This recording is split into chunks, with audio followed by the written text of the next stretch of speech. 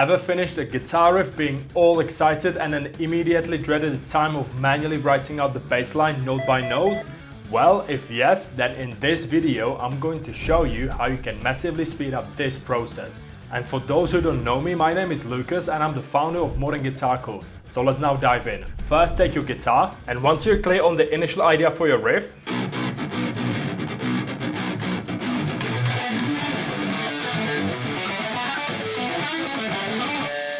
open a GuitarPro and start writing down the riff you just came up with. I know that might seem a bit daunting from the beginning, but it actually doesn't take that much of time once you start, but it will help you to expand your ideas as you're not composing through muscle memory of your fingers, but instead what you're actually hearing. You'll also be able to quickly change any notes or sections around without needing to re-record it. And once you have everything in place, then you'll be able to quickly turn the riff into a killer sounding bass line. The tempo is 120 BPM.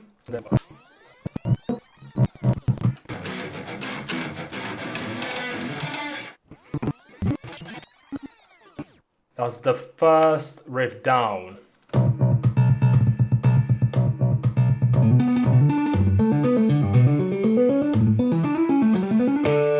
So what we can do for the next riff is to use the same layout, but instead of using the pick, we'll play it using the thumb. This is my favorite thumping pattern, which is 1 2 3 1 2 3 1 2 1 2 3 4 1 2 3 4, and then add the same end in here.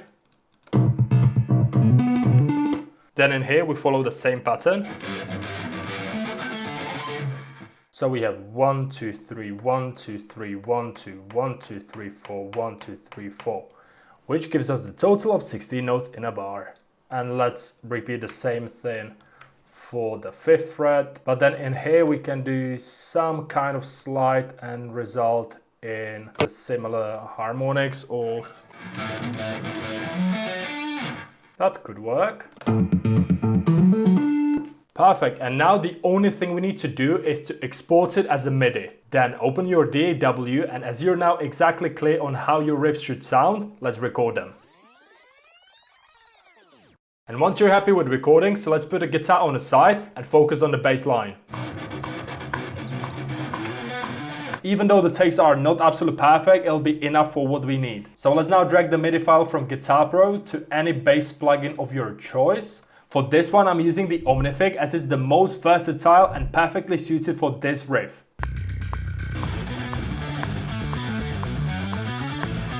Now, as you can hear, it sounds okay as all of the articulation is set to default, which is finger alternate. So we need to now manually tell the plugin how the notes are meant to be played. First thing is to make sure the notes are being played on the correct string. In this instance, I'm playing string B and then going to 12th fret. As you can hear, it's not aligned here, 3rd fret, and then open string here instead of the 5th fret. So first thing we can do is to fix it with the position knob.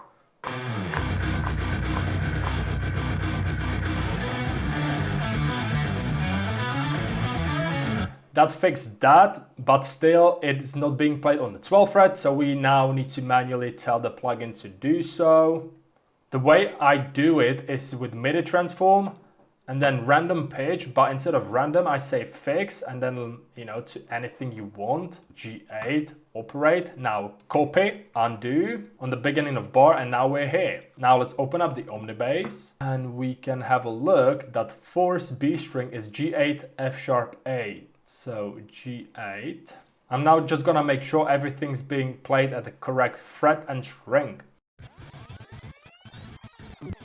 Perfect, that's all done. Now we know the bass is playing exactly the strings and frets we want. Now it's time for the articulation. And same as before, I'm gonna duplicate the selection, but this time on a lower register because that's where the articulation lives. Now we open up the plugin. In order to really get the sound of this riff, we need to place the fret hand mute and ghost notes. Fret hand mute is E-1. I'm now just gonna speed it up to show you the final result.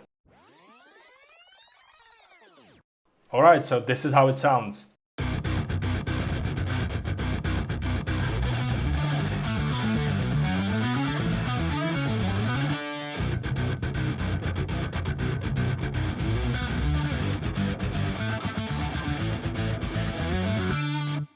Also, you can always adjust the bass line to play whatever you want as well. It doesn't need to always match the guitar. So for example, there's this quick run.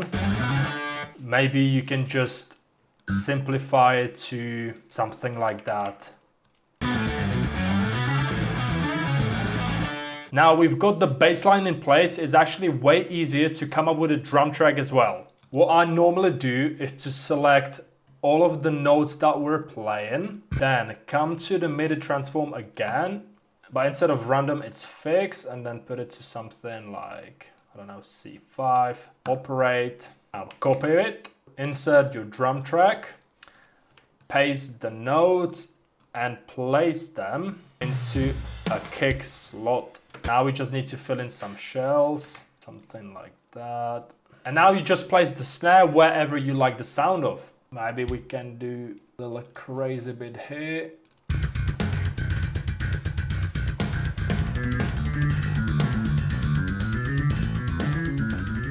Now for the second part of the riff, I'd like to have different drum track, but as I'm not a drummer myself, then what I like to do is to open the drum library. I'm using the one from Get Good Drums, then go to Groove Players, and here are the packs that I've bought. Then you just listen to these drums in the tempo of your song.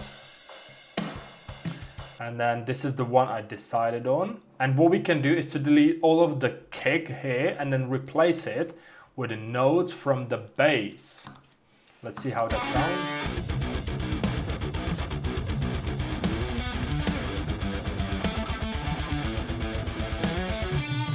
And I think I'm gonna reduce the kicks as well. And just for the kicks to sound more human, we can humanize it. Perfect, so here's how the final track sounds like.